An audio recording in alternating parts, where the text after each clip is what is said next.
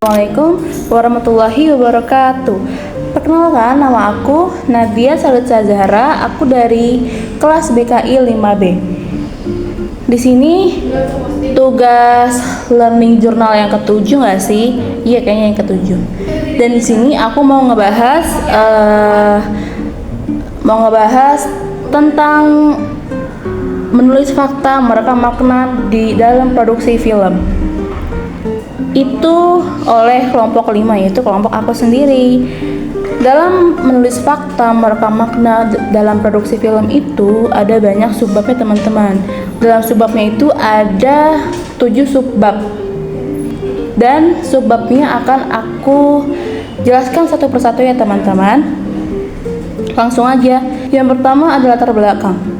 Latar belakangnya, film berbasis riset adalah bentuk produksi sinema yang menggabungkan metode penelitian ilmiah dengan praktik perfilman untuk menghasilkan karya yang tidak hanya menyuguhkan narasi atau estetika visual, tetapi juga membuat data, faktual, analisis kritis, dan pemahaman mendalam terhadap konteks sosial, budaya, sejarah, atau ilmiah.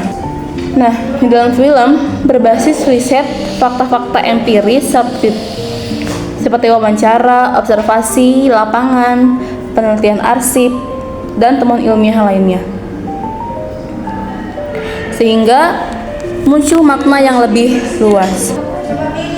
Nah, selanjutnya teman-teman, ada yang namanya format penulisan dalam produksi film. Nah, dalam format penulisan film itu ada empat teman-teman. Yang pertama ada margin, yang kedua ada huruf, yang ketiga ada halaman, dan yang keempat ada spasi. Yang pertama itu margin.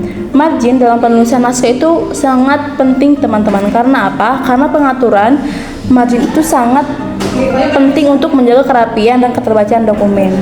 Apalagi kalau dokumen itu atau naskah produksi film itu mau dicetak dan dijilid. Kedua ada huruf.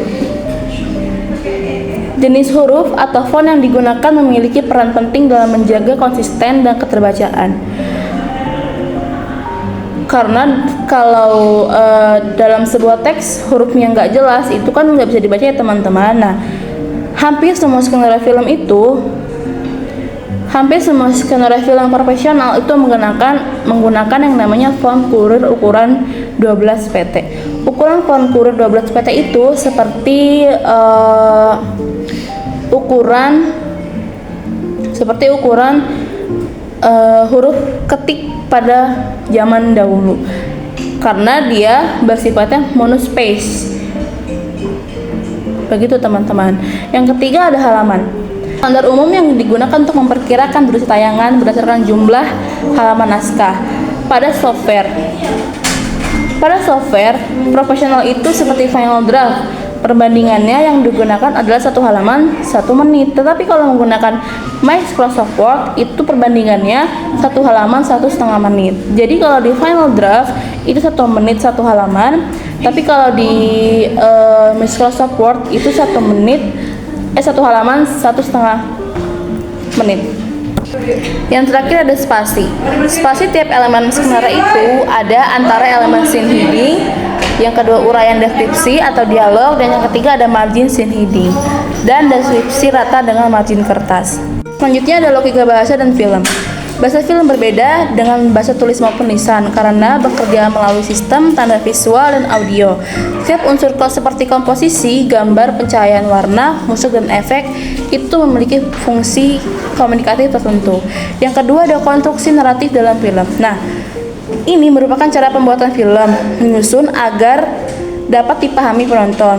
Umumnya, film memiliki struktur naratif, yaitu babak, pengenalan, konflik, dan penyesuaian. Namun, tidak semua film menggunakan alur linear.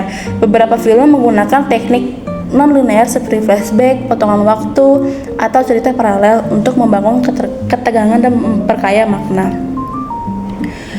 Selanjutnya, rasional data dalam penulisan dan produksi film. Nah, dalam proses ini, pembuatan film baik yang bersifat fiksi maupun non-fiksi. Rasionalis data berperan sebagai landasan penting dalam mengambil keputusan, baik dari sisi kreatif maupun teknis. Rasionalis data ini bisa diartikan sebagai usaha atau memberikan alasan untuk masuk akal, dasar, fakta, serta membenarkan terhadap berbagai elemen yang dipakai dalam produksi film. Nah, dalam rasional data dalam penulisan film ada apa aja sih? Yang pertama rasionalis data dalam penulisan film, rasionalisasi data dalam produksi film, rasionalisasi data sebagai landasan estatistika, dan yang terakhir manfaat rasionalisasi dalam data industri film.